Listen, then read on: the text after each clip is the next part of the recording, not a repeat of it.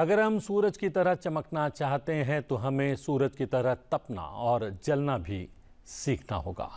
सुप्रभात, मैं हूं प्रतिबिंब शर्मा आपके साथ। सबसे पहले नजर मुख्य गतिविधियों पर। प्रधानमंत्री नरेंद्र मोदी 21 से 23 सितंबर तक करेंगे अमेरिका का दौरा। क्वाड नेताओं के चौथे शिखर सम्मेलन में होंगे शामिल। वैश्विक नेताओं से भी करेंगे मुलाकात। गृहमंत्री अमित शाह ने मोदी सरकार के 100 दिन का रिपोर्ट कार्ड किया पेश। कहा, सरकार के कार्यकाल के दौरान एक देश एक चुनाव लागू करने की योजना। मणिपुर में शांति के लिए मैतेई और कुकी दोनों समुदाय से की जा रही है बात। उपराष्ट्रपति जगदीप धनखड़ आज एक दिवसीय गुजरात यात्रा पर। गांधीनगर में चौथे ग्लोबल री इन्वेस्ट 2024 के समापन समारोह में मुख्य अतिथि के रूप में करेंगे अध्यक्षता।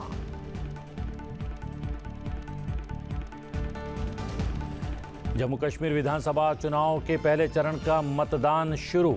राज्य की 24 सीटों पर डाले जा रहे हैं वोट।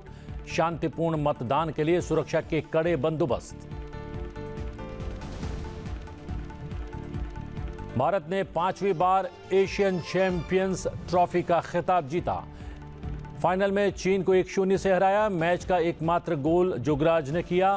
प्रधानमंत्री नरेंद्र मोदी ने चीन में पुरुष एशियाई चैंपियन ट्रॉफी 2024 जीत पर भारतीय पुरुष हॉकी टीम को दी बधाई।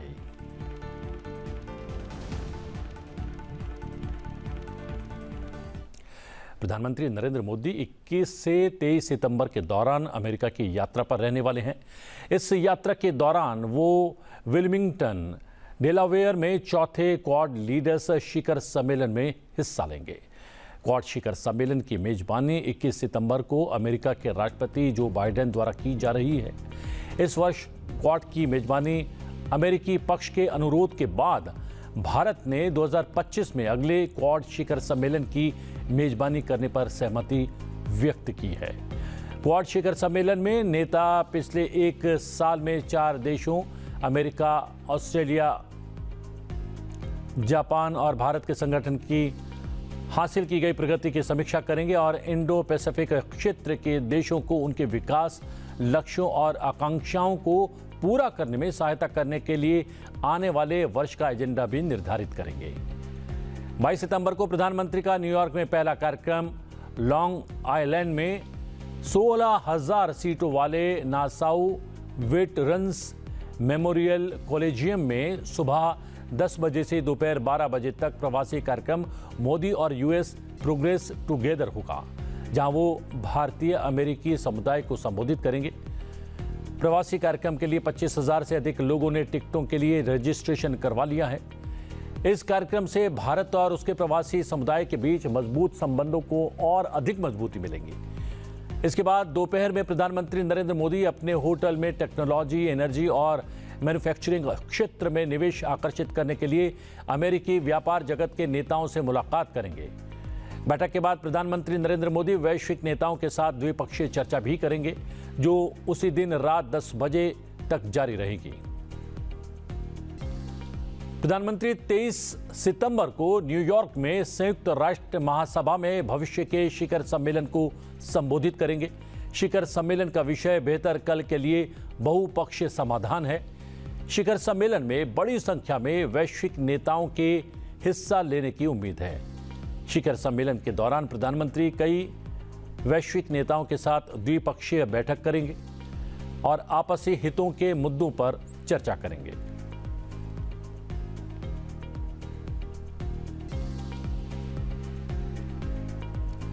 प्रधानमंत्री नरेंद्र मोदी ने ओडिशा के भुवनेश्वर में अपनी यात्रा के दौरान राज्य की सबसे बड़ी महिला केंद्रित पहल सुभद्रा योजना का शुभारंभ किया है।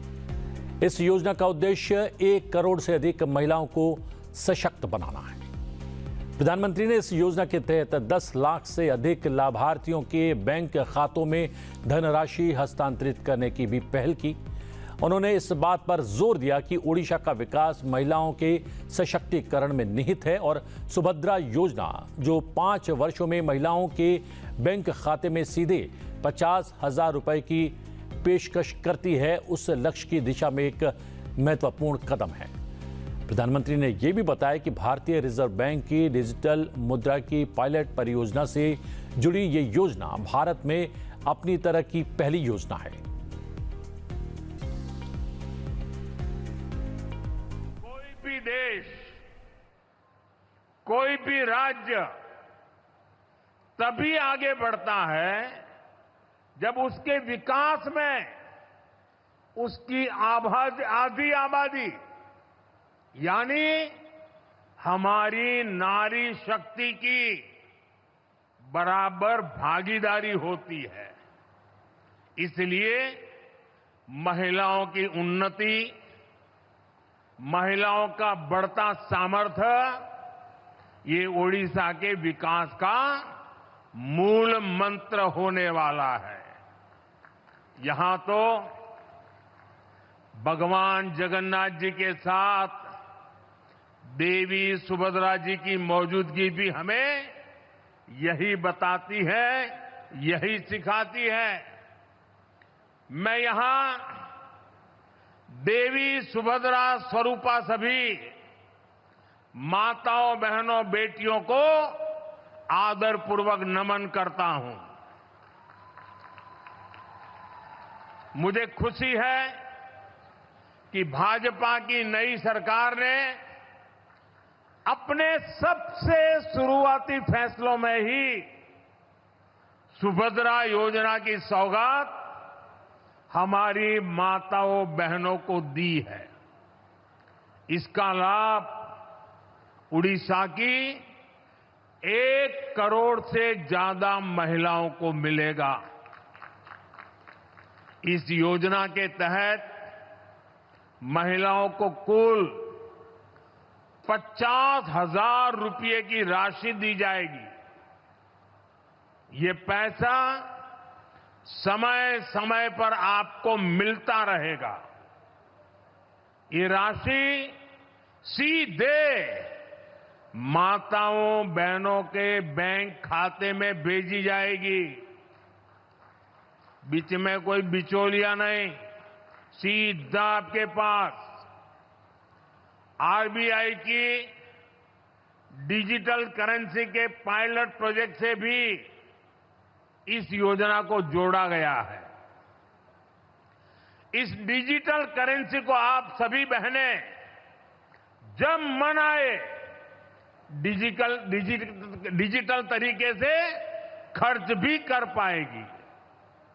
देश में डिजिटल करेंसी की अपनी तरह की इस पहली योजना से जुड़ने के लिए मैं उड़ीसा की माताओं, बहनों, बेटियां, सभी महिलाओं को बहुत बहुत बधाई देता हूं।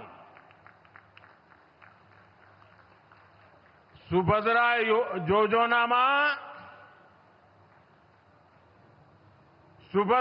योजना मां और भौणी मानंग को सशक्त करू, मां सुभद्रांग निकट रे यहां मोर प्रार्थना। कार्यक्रम के दौरान प्रधानमंत्री ने ओडिशा में विभिन्न विकास परियोजनाओं की आधारशिला भी रखी, जिसमें 2,800 करोड़ रुपए से अधिक की रेलवे परियोजनाएं और 1,000 करोड़ रुपए से अधिक की राष्ट्रीय राजमार्ग परियोजनाएं शामिल हैं। इसके अलावा प्रधानमंत्री नरेंद्र मोदी ने प्रधानमंत्री आवास योजना के एक प्रमुख चरण का शुभारंभ भी किया, जिसमें 14 राज्यों के लगभग 10 लाख लाभार्थियों को सहायता की पहली किश्त जारी की गई। उन्होंने ग्रामीण और शहरी दोनों क्षेत्रों के PMAY के 26 लाख लाभार्थियों के गृह प्रवेश समारोह में भी हिस्सा लिया। प्रधानमंत्री ने व्यक्तिगत रूप से कई परिवारों को घर की चाबियां सौंपी और PMAY ग्रामीण PMAYG के लिए अतिरिक्त घरों का सर्वेक्षण करने के लिए आवास प्लस 2024 ऐप लॉन्च करने की घोषणा की।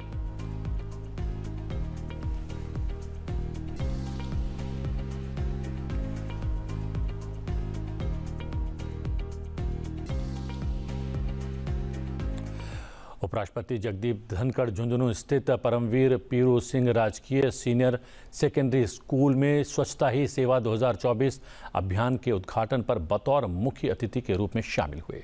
इस दौरान उन्होंने कहा कि स्वच्छता एक सेवा है, ये मानवता के प्रति एक उत्कृष्ट प्रतिबद्धता है, ये एक ऐसी सेवा है जिसका लाभ सभी को मिलता है। अपने संबोधन में उपराष्ट्रपति ने कहा कि इस दशक के दौरान प्रधानमंत्री की पहल की वजह से लोगों की मानसिकता में क्रांतिकारी और व्यापक परिवर्तन आया है। स्वच्छता के प्रति उनकी दृष्टि बदली है। 15 अगस्त 2014 को लाल किले से प्रधानमंत्री नरेंद्र मोदी का उद्घोष एक दशक में दुनिया का सबसे बड़ा क्रांतिकारी कदम साबित हुआ है और देश में निरंतरता से बदलाव का भी प्रतीक बना है।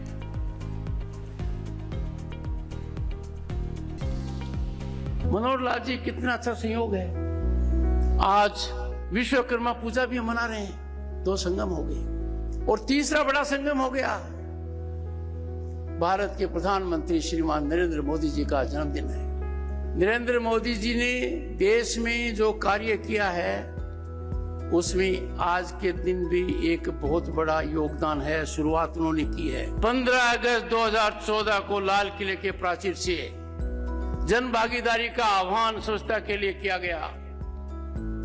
प्रधानमंत्री नरेंद्र मोदी का वो उद्घोष एक दशक में दुनिया का सबसे बड़ा क्रांतिकारी कदम साबित हो गया है और देश में निरंतरता से बदलाव का प्रतीक है। इस दशक के दौरान इस अभियान की वजह से, प्रधानमंत्री की शुरुआत की वजह से लोगों की मानसिकता में क्रांतिकारी और व्यापक परिवर्तन आया है। स्वच्छता के प्रति उनकी दृष्टि बदली है। स्वच्छता में जन भागीदारी पर जोर देते हुए उपराष्ट्रपति ने कहा कि देश में शौचालयों का न होना एक अभिशाप था जिसे इस अभियान द्वारा खत्म कर दिया गया। उन्होंने कहा कि महिलाओं की गरिमा से समझौता किया जा रहा था और कितने बड़े पैमाने पर यह मिशन पूरा किया गया जो अब विकास का विविध रूप प्रस्तुत कर रहा है। स्वच्छ भारत मिशन सरकारी कार्यक्रम नहीं है, सरकारी कार्यक्रम से बहुत आगे है। ये सम्मानजनक जीवन का, भारत के दुनिया में एक महकती हुई सुगंध फैले, उसका प्रतीक है, उसका स्रोत है। जो व्यवहार परिवर्तन के लिए आह्वान किया गया था उसके कई आयाम हो गए, सामाजिक हो गए, आर्थिक हो गए। परिवर्तन आर्थिक जगत में आ गया, सामाजिक व्यवहार में आ गया, हमारी दिनचर्या के अंदर काफी सुधार आ गया। स्वास्थ्य पर इसका सबसे ज्यादा असर पड़ा है। इस अभियान से एक अभिशाप खत्म किया गया। माताओं बहनों के लिए अभिशाप था शौचालय न होना। Their dignity was being compromised. And just imagine, at such a gigantic scale, this mission has been taken, it has been accomplished, and it is getting now varied forms of development. उपराष्ट्रपति जगदीप धनखड़ आज 1 दिवसीय गुजरात यात्रा पर रहेंगे। अपने 1 दिवसीय दौरे के दौरान उपराष्ट्रपति जगदीप धनखड़ गांधीनगर में चौथे ग्लोबल री इन्वेस्ट 2024 के समापन समारोह में मुख्य अतिथि के रूप में अध्यक्षता करेंगे। ये कार्यक्रम आज सुबह 11:30 बजे आयोजित होगा। कार्यक्रम का सीधा प्रसारण आप संसद टीवी पर देख पाएंगे।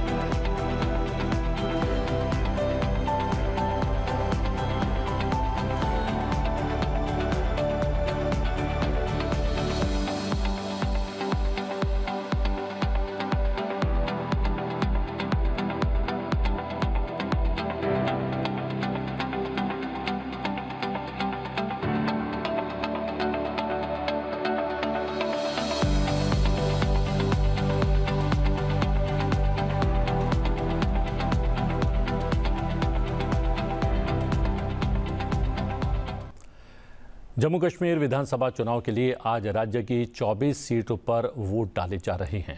शांतिपूर्ण मतदान के लिए सुरक्षा के कड़े बंदोबस्त किए गए हैं। इन सीटों के लिए कुल 2019 उम्मीदवार मैदान में हैं। जम्मू कश्मीर विधानसभा चुनाव के लिए आज पहले चरण के लिए मतदान जारी है। राज्य की 90 विधानसभा सीटों वाले जम्मू कश्मीर में पहले चरण के तहत 24 सीटों के लिए वोट डाले जा रहे हैं। इस फेज में 7 जिलों के मतदाता 10 सालों में पहली बार विधानसभा चुनाव में मतदान कर रहे हैं। जम्मू क्षेत्र के 3 जिलों और कश्मीर घाटी के 4 जिलों में 24 सीटों पर 90 निर्दलीयों सहित 219 उम्मीदवार मैदान में हैं। वोटिंग सुबह 7 बजे शुरू हुई और शाम 6 बजे तक चलेगी। पहले चरण में जिन सीटों पर वोट डाले जा रहे हैं उनमें पंपोर, त्राल, पुलवामा, राजपुरा, जैनापोरा, शोपिया, डीएचपोरा, कुलगाम, देवसर, दोरू, कोकिरनाग एसटी, अनंतनाग पश्चिम, अनंतनाग, श्रीगुफ्तवारा और बिजबेहरा, शांगस, अनंतनाग पूर्व, पहलगांव, इंदरवाल, किश्तवाड़, पैडर, नागसेनी, भद्रवाह, डोडा, डोडा पश्चिम, रामबन और बनिहाल शामिल हैं।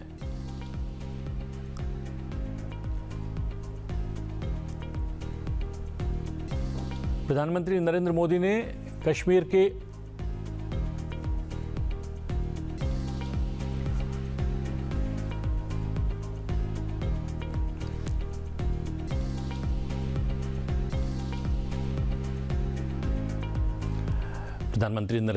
कश्मीर के लोगों से ज़्यादा मतदान करने का आग्रह किया है। उन्होंने सोशल मीडिया के जरिए अपने संदेश में कहा कि जम्मू कश्मीर विधानसभा चुनाव के पहले चरण के शुरू होने के साथ मैं आज मतदान करने वाले सभी निर्वाचन क्षेत्रों के लोगों से बड़ी संख्या में मतदान करने और लोकतंत्र के उत्सव को मजबूत करने का आग्रह करता हूं।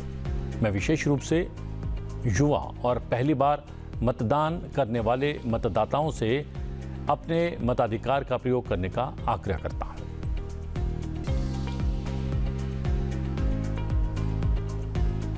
केंद्रीय बजट 2024-25 में केंद्र सरकार ने वात्सल्य योजना की घोषणा की थी। वहीं अब इस योजना की शुरुआत होने जा रही है। केंद्रीय वित्त एवं कॉरपोरेट मामलों की मंत्री निर्मला सीतारमण आज राजधानी नई दिल्ली में एनपीएस वात्सल्य योजना का शुभारंभ करेंगे। इस शुभारंभ कार्यक्रम में स्कूली बच्चे भी शामिल होंगे। एनपीएस वात्सल्य कार्यक्रम पूरे देश में करीब 75 स्थानों पर एक साथ आयोजित किए जाएंगे। इसके साथ ही अन्य जगहों से वीडियो कॉन्फ्रेंस के माध्यम से इस कार्यक्रम में शामिल होंगे और उस स्थान पर नए नाबालिग ग्राहकों को PRAN सदस्यता भी वितरित की जाएगी। एनपीएस वात्सल्य माता पिता को पेंशन खाते में निवेश करके अपने बच्चों के भविष्य के लिए बचत करने के साथ दीर्घकालिक धन सुनिश्चित करने की अनुमति देगा। एनपीएस वात्सल्य लचीला योगदान और निवेश का विकल्प प्रदान करेगा, जिससे माता पिता बच्चे के नाम पर सालाना 1000 रुपये तक का निवेश कर सकते हैं, जिससे ये सभी आर्थिक पृष्ठभूमि वाले परिवारों के लिए सुलभ हो जाता है। प्रधानमंत्री नरेंद्र मोदी के तीसरे कार्यकाल के 100 दिन पूरे हो गए हैं। देखते हैं इसका एक रिपोर्ट कार्ड।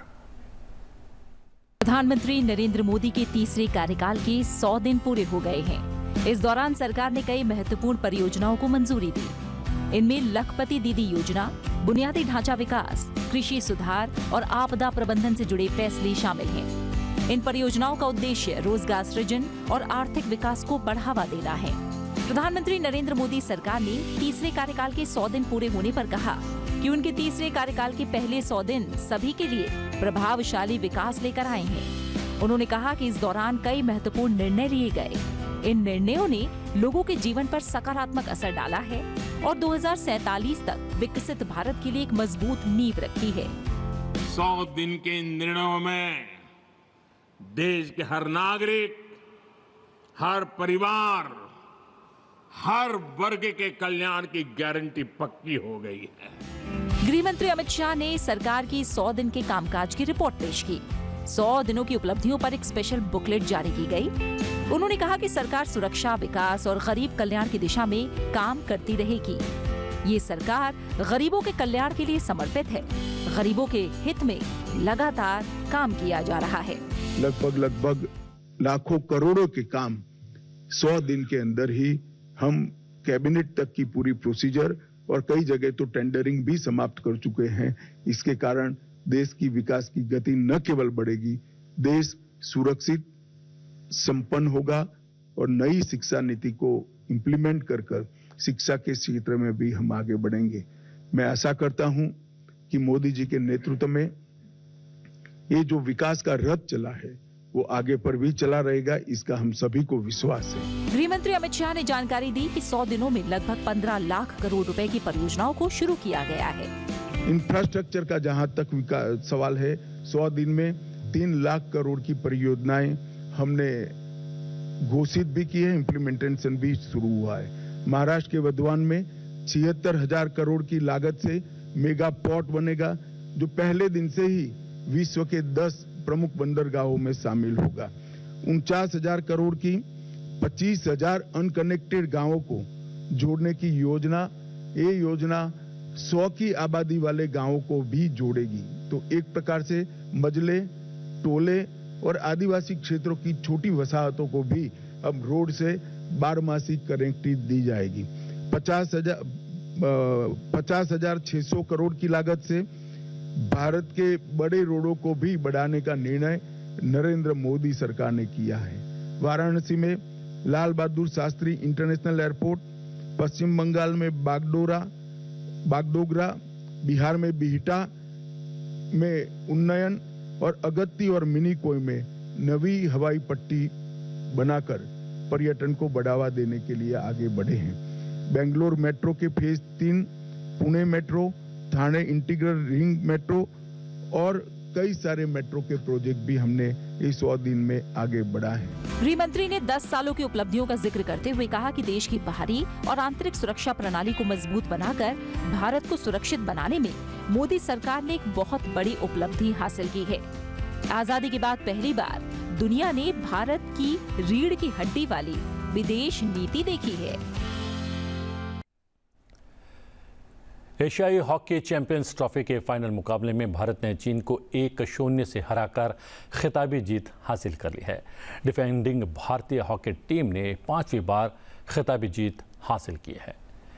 पहले 3 क्वार्टर गोल रहित रहने के बाद आखिरकार टीम इंडिया ने चौथे और आखिरी क्वार्टर में शानदार गोल करके 1-0 की बढ़त हासिल कर ली और ये बढ़त अंत तक कायम रही। मैच का एकमात्र गोल भारत के जुगराज ने किया। ये इतिहास में कुल 5वीं बार है जब भारत ने एशियाई चैंपियंस ट्रॉफी जीती है। मेजबान चीन भारत के खिलाफ फाइनल में शानदार प्रदर्शन करते हुए दूसरे स्थान पर रहा। चीन की टीम ने पहले 3 क्वार्टर में भारतीय टीम को कड़ी टक्कर देने की कोशिश की और स्कोर को 0-0 पर बरकरार रखा, लेकिन तीसरे क्वार्टर में टीम के हाथ से मैच फिसल गया। इस जीत के साथ भारत ने गोल्ड, चीन ने सिल्वर मेडल जीता है। प्रधानमंत्री नरेंद्र मोदी ने चीन में पुरुष एशियाई चैंपियंस ट्रॉफी 2024 में जीत पर भारतीय पुरुष हॉकी टीम को हार्दिक बधाई दी है। सोशल मीडिया प्लेटफॉर्म एक्स पर एक पोस्ट में उन्होंने लिखा, एशियाई पुरुष हॉकी चैंपियंस ट्रॉफी 2024 जीतने के लिए अविश्वसनीय भारतीय पुरुष हॉकी टीम को बधाई। उनके उल्लेखनीय प्रदर्शन, अटूट भावना और समर्पण ने देश को गौरवान्वित किया है।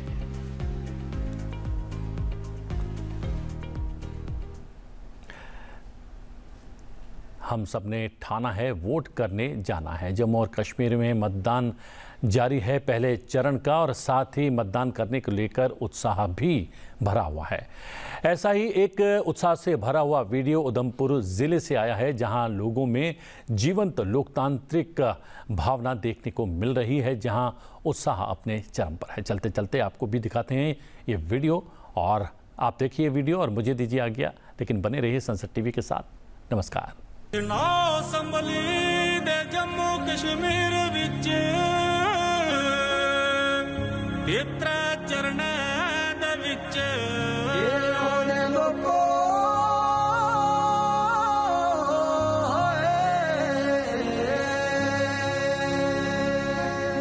असम्बली सीट बाट रामनगर विच